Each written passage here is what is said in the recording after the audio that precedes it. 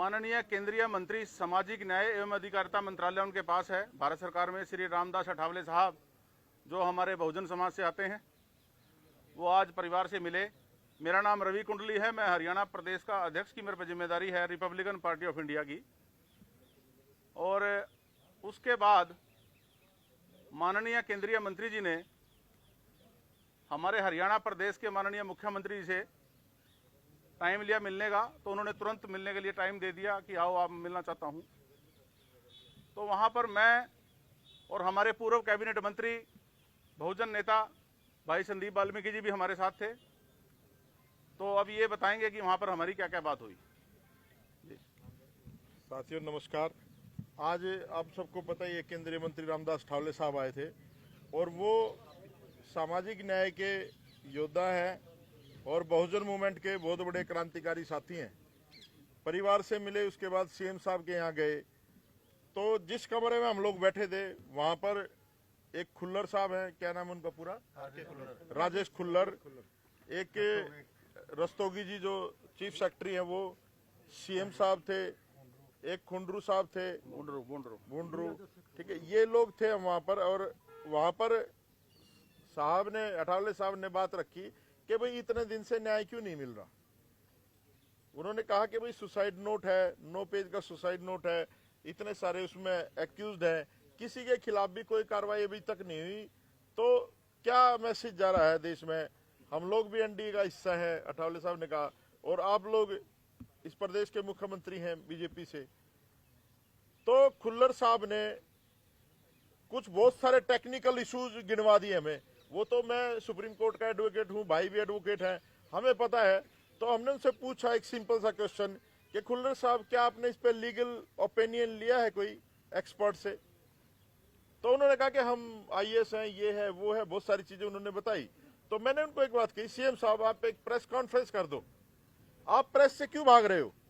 आपने अभी तक एक भी पीसी नहीं करी है, आप प्रेस कॉन्फ्रेंस कर दो, ये टेक्निकल पॉइंट बता दो, पब्लिक ओपिनियन अपने आप निकल के आ जाएगा कि लोगों का ओपिनियन क्या है इस पे। एडवोकेट भी भरे पड़े हैं। ये जो डाइन डिक्लेरेशन है ये बहुत बड़ा एविडेंस होता है। तो जब काफी गहमागुमी हुई तो सीएम ने कहा, मैं जो बात हुई आपसे बिल्कुल स्पष्ट कहूंगा, सीएम ने कहा उनको कि सस्पेंड कर दो इनको दोनों को। आप ध्यान से सुनना भाई साहब, सीएम ने कहा कि इनको सस्पेंड कर दो, चीफ सेक्रेटरी का। खुल्लर तुरंत खड़ा हुआ, कह रहा जी ऐसे नहीं कर सकते। मैंने कहा मुख्यमंत्री तू है कि भाई ये नायब सैनी है? जब मुख्यमंत्री कह रहे तो सस्पेंड करो। तो फिर मुख्यमंत्री कहते हैं कि मैं तो चपड़ासी भी सस्पेंड नहीं कर सकता। तो ये सोच लो आप कि इस प्रदेश को, हरियाणा को कौन चला रहा है? इस प्रदेश को शत्रुजीत कपूर, खुल्लर और ऊपर से खट्टर, ये लोग चला रहे हैं।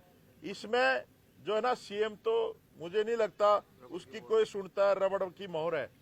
और बहुत ज्यादा चर्चा हुई। उसके बाद उन्होंने कन्विंस करना चाहा, अठावले साहब को कन्विंस करना चाहा कि आप उस परिवार को मना लो, आप चले जाओ, हम लोग जो है पोस्टमार्टम के बाद, अंतिम संस्कार के बाद कार्रवाई कर देंगे।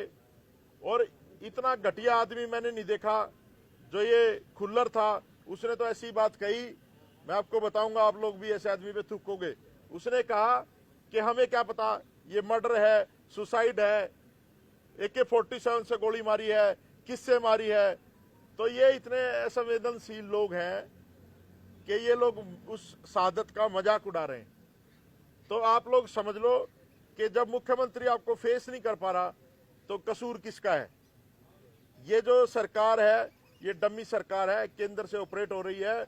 और खट्टर, खुल्लर और शत्रुजीत कपूर, ये लोग प्रदेश को लूट रहे हैं, लूट रहे हैं। मैं फिर कह रहा हूं, ये न्याय देने वाले लोग नहीं है। लेकिन हम भी क्या क्या है, अठावले साहब भी क्या क्या है कि जब तक इंसाफ नहीं मिलेगा ना पोस्टमार्टम होगा ना संस्कार होगा। ये साइलेंट वॉर है, हमारा आदमी शहीद हुआ है, अब किसी तरह का समझौता नहीं होगा।